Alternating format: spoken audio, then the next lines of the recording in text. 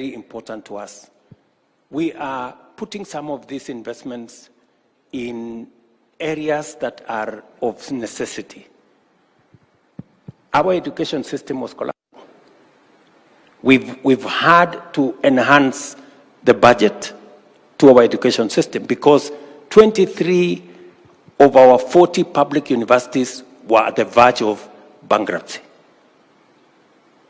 We had a shortage of 110,000 teachers. We were staring at a whole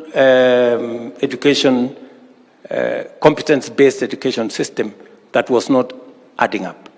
We've had to put some money in the social sector. You understand how important that is, so that we can continuously generate the human capital that is useful to your companies and useful to our country. We have also had to look at areas of how we service our debt. Many people had given up on Kenya, and many people thought Kenya was going to go the route of other countries and that we were headed to a default. We've made sure that we have not only avoided a default, we are actually taking a new trajectory. Today, because of some of the interventions we have put in place, our inflation has significantly come down from 9.6 to 2.8. Our exchange rate has stabilized, and our interest rates are beginning to come down. You all know the central bank brought down the CBR by 75 basis points this month. Now we are at 11.25. So progressively, we are creating an environment where the private sector can have access to one of the most important things Betty said, that is access to capital. The more we crowd out by excessive borrowing by government, the more we create a situation where the private sector cannot access credit. Let me also say this finally. I've had to make the difficult decision that we haven't been able to make for the last 10 years, to think about our savings as a percentage of our GDP. I'm very happy that today we have been able to make that decision. And what we were doing in the past, where all of us were contributing, 200 shillings to NSSF and all that, and we didn't have quite a clear mechanism of how we are going. Today, that has changed. We are now moving in a different trajectory, and we are creating a bigger pool of patient capital, of patient money, that now can progressively be available for us to manage our borrowing, our interest rate regime, and I'm sure going into the future, in the next couple of years, we will be in a better place than where we are today. But we've had to make those decisions now. And I decided that I am the guy who is going to make those decisions, however difficult they are. Thank you. Thank you very much. You've actually answered two questions in one, which you've done very well. And I think that was a big question because private sector is really struggling with credit, and our banks are doing very well. We are very excited about that, but we felt that how do we minimize that gap? Then there was a question again on ICT, which we've done very well again as a digital economy, and it's an area that we are pushing.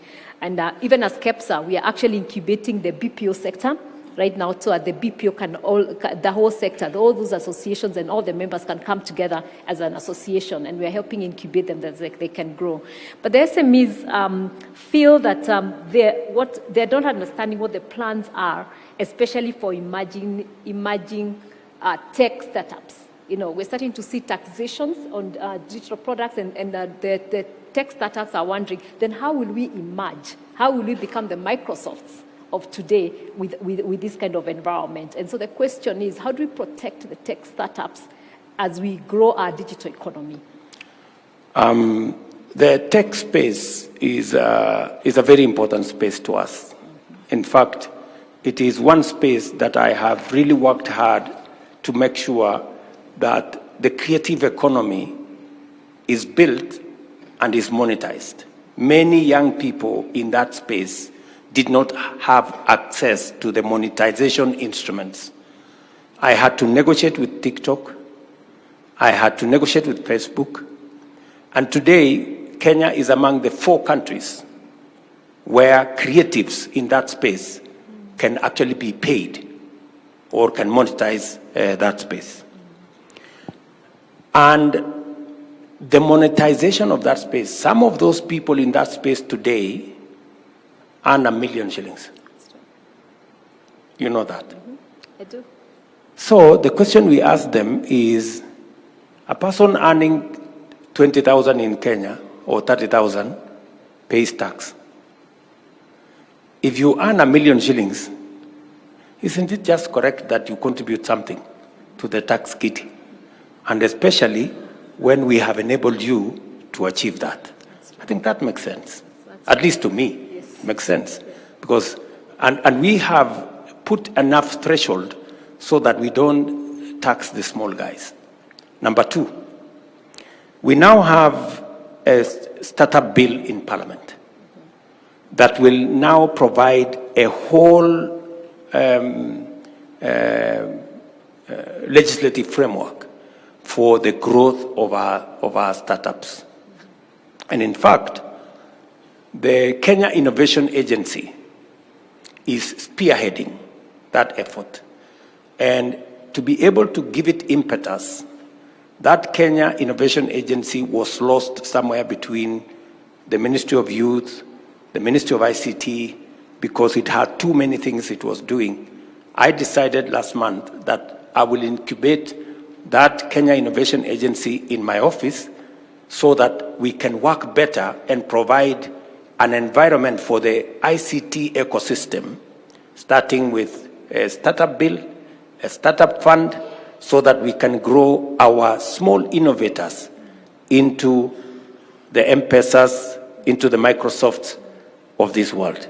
So that is the space we are working on.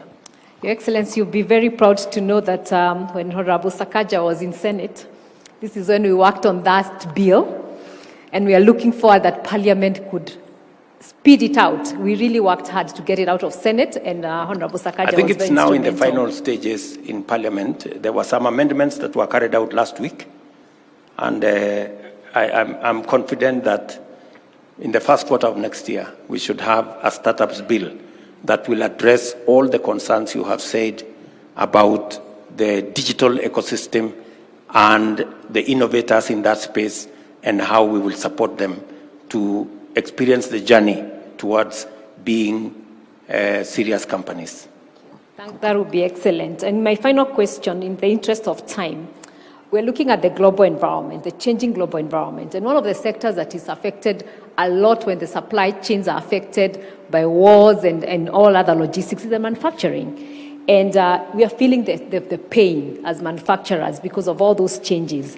And I'm just wondering, thinking about the people who ask this question, what are we doing as government, and how could we work together with you much closer to really address some of the pains that the manufacturing sector is feeling with all the changes that are happening globally and also locally, and especially with our regulatory environment, which has always been a challenge. I'm so glad to hear about with the KRA and the issue of VAT, but there's a lot of regulatory issues that are really affecting the manufacturers today. And if we are going to move our manufacturing from 7% to the 15% as envisioned in Vision 2030, something has to change drastically. I agree. Something has to change drastically. And it has to start with the manufacturers themselves. I'm sorry to say this. We must change the way we view manufacturing. Manufacturing cannot be importing everything from somewhere and then coming to paint it here and call it manufacture. Surely, that cannot be. There is a statement that was said by Betty, your chairman. He said, we have 5 containers. For every 5 containers that come from abroad, only one goes back with manufactured goods. That means, I don't know whether Kenya Association of Manufacturers or we register Kenya Association of Importers. Because we seem to be doing more importing than manufacturing. So we actually need to have a conversation on the subject of manufacturing. You know, I was very surprised that when we put a tariff on importation of clinker, there was a complaint by so many people. And then you ask yourself, I mean, surely, do we need to continue importing clinker when we can manufacture clinker in Kenya? President Trump has promised to put tariffs to support American manufacturing. Every country protects their manufacturing space. I was very surprised when we said, why do we have to continue importing sanitary pads? You know, it's a very delicate subject to discuss. When we can manufacture sanitary pads here in Kenya, surely. And the biggest people who are complaining, I don't know, let me not say who are complaining. I did expect our manufacturing entities to say, protect our manufacturing so that, and we are not protecting inefficiency. We are giving them space to grow, and they must be competitive. And we are not closing down, we are not providing incentives for one company or 2 or 3. It must be, there must be enough companies to compete so that we also get good quality products. So, Caro, if there is one thing we must sit and discuss, and I am prepared, is to engage our manufacturers in a conversation that is going to give me the opportunity to understand and to know what I need to do to make sure that we are manufacturing more in Kenya. I am ready for that conversation.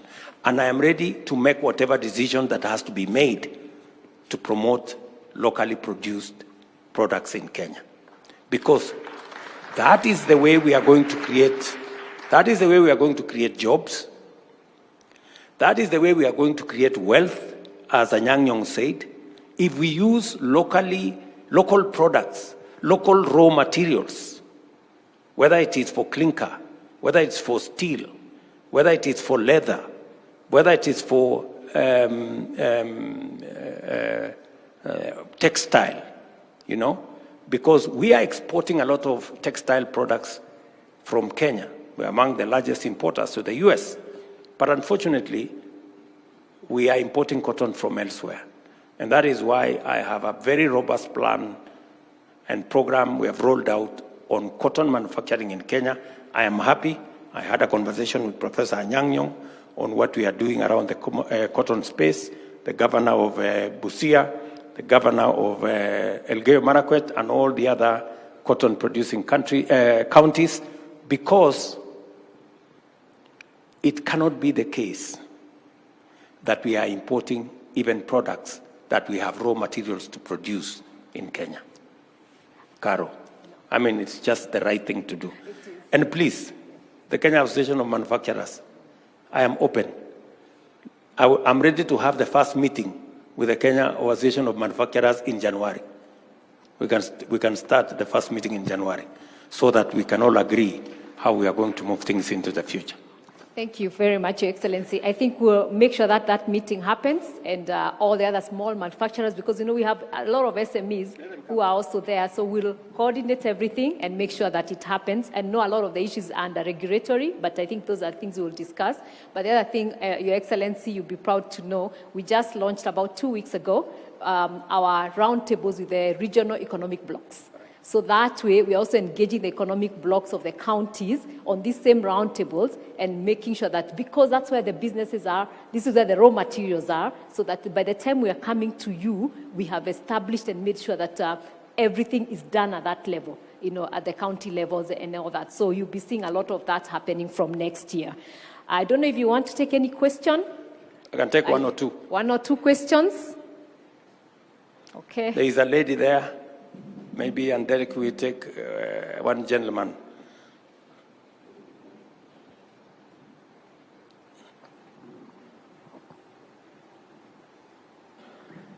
Good evening. Thank you, sir.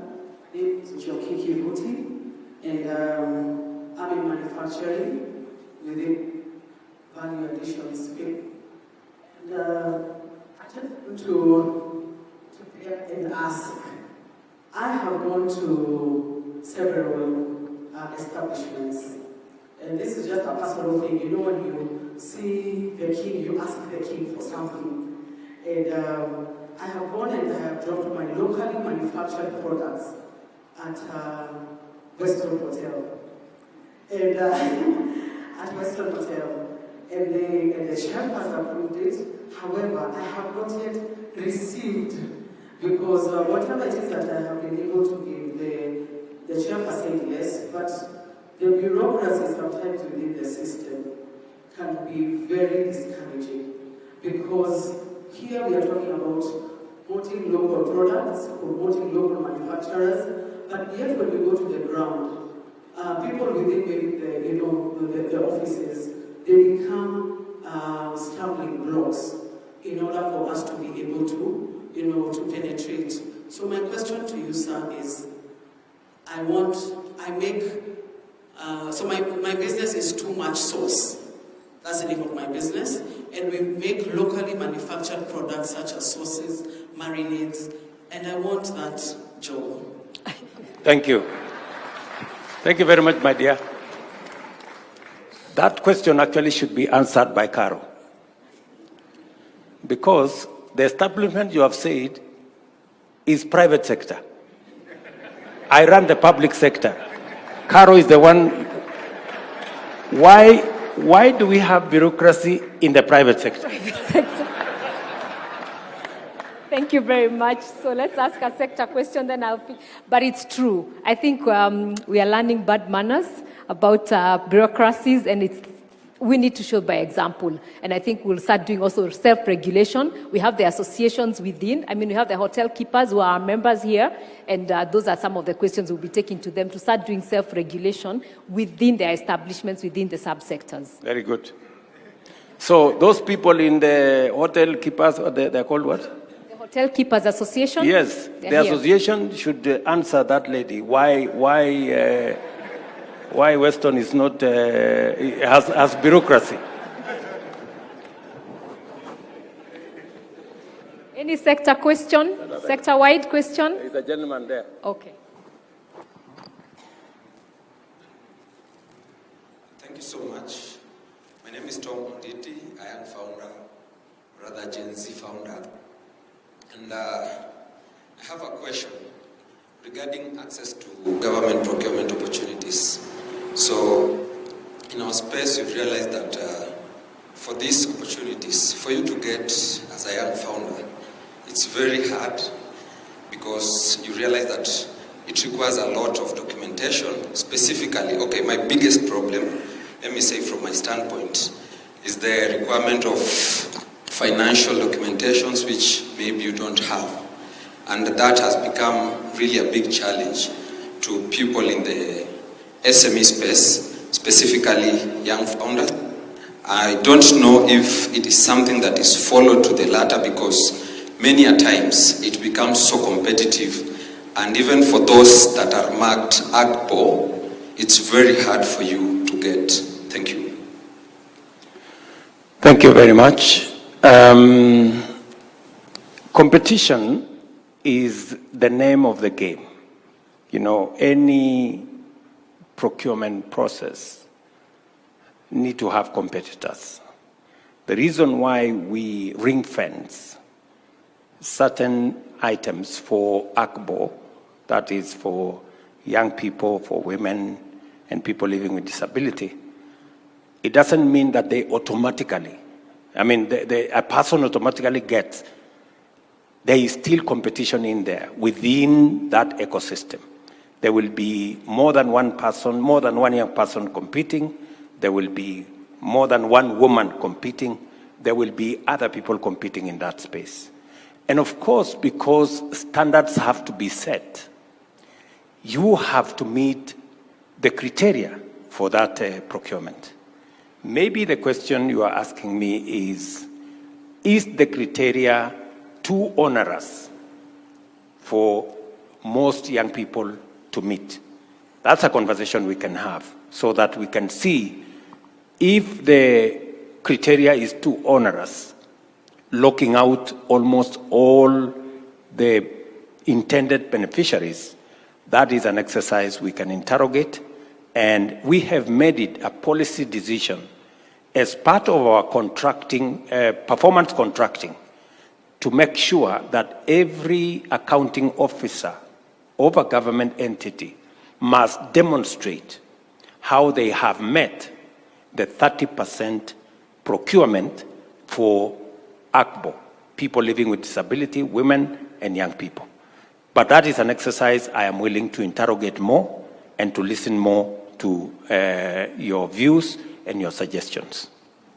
I think, Your Excellency, that's a question we've had many times. The processes for young people are almost impossible, so it locks them out. And so they say, you know how we used to have the kazi kwa vijana those days, and you say kazi kwa vijana but pesa kwa wazee, because it would lock them out. And I think that's the same process and something I think we can address together as we go forward.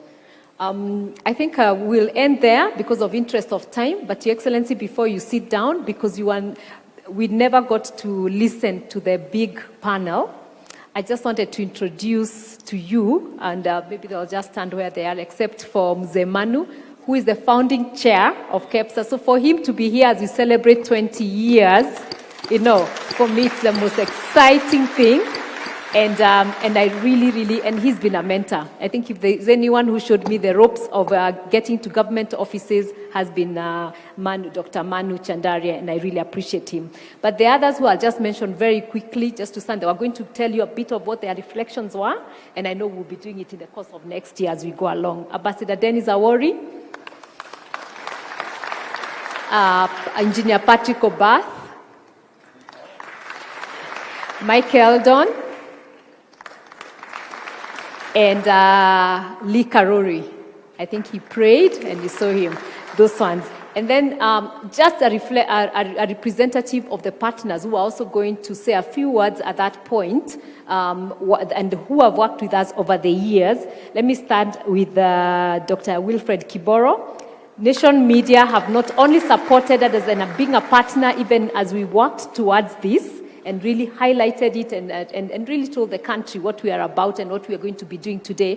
But also when we were doing Kenya Daima, you know, there were the media that we worked with very closely, helped us host some of the presidential roundtables with other media houses. And so we really appreciate them, and he would have said what that has meant.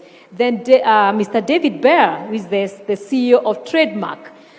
All these logistic works, the border posts, all that work that we have done, we've done with Trademark. And right now, what they are doing with us is helping the SMEs access Africa free trade area. And so we've been saying SMEs need to get out. There's a trade agreement within Africa, but SMEs are not able to do that. But they are really working with us to help us on that, and they were going to say that. But then we said we have a foundation, and we talked about the things we've been doing in the foundation, and I know you'll be hearing a lot more, and better places for children and all that, because private sector cannot thrive on its own. And so UNICEF has been that key partner. And again, they are going to share a few words. And I think Miss Michelle Parazzo, I think she's here. She's really been such an excellent, and UNICEF has worked with us for a long time. And so those are the people, and the people who are going to share today about what the journey, how they are succeeding in today's business. You know, those are going to share about 20 years ago and what 20 years looked like, but there are those who are going to tell us how they're succeeding in business today because of the work that has been done 20 years by these founding fathers. So we had equity, And unfortunately, James Mwangi is out of the country, but Mr. Moses Nyabada was here, and he was going to share that story, which you know very, very well, and they've been a great support.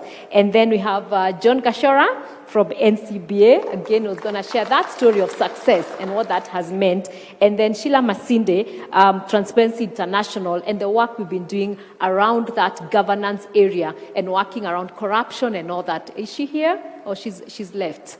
I think she's left. So that, though I'm just going to give some of those highlights. But as we said, because it's a whole celebration for the whole year, we're going to be able to have events where you can hear some of these stories more and explain that. But I would really want to say thank you on behalf of management and everyone else for what you've done with us and continue to do.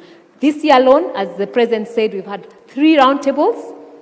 And this is considered another engagement with him, which is, we can consider it a roundtable because we've really resolved some of the things that we were thinking about. And again, also with the CCA in September, which again was a very good engagement with the foreign investors. And so we look forward to those quarterly meetings, and we're here to make sure they happen and they work well. Thank you. Thank you. Thank you. Thank you very much, Carol. I hope you are not blaming me for all those people who missed the opportunity to say something. Because I was here on time when I was asked to be here. I was asked to be here. And maybe I was told you are here from morning. You should have given them an opportunity to do something. Actually, we're here from morning, but because we wanted you to hear the story from the history. Okay, I will create another time, especially to listen to the ancestors. The people who... you create that time and we'll do that. The people who brought this together. But let me say thank you to all of you for accommodating. I have another engagement with, I'm already running late. But it was really good to engage with the private sector, and I look forward to those meetings of where we can, engage and sort out problems so that we can allow our private sector to move on. Thank you very much, Trademark East Africa, for what you're doing, supporting the business space, and all the other partners, UNICEF, Nation Media. I am a great customer of the media. That's and true. The only unfair thing they do to me is that when they make money, they don't share with me. But I think they are doing a fantastic job in profiling all the good things that is being done, and sometimes all the bad things government does. So, but it is, I guess, it is something that we have it's part of the systems of checks and balances, and we are all happy to be part of it. So, thank you very much. And thank you for your time. Thank you very much. And as you wind up, you cut just a slice of cake to mark this event, and we'll let you go. Your Excellency, with your permission,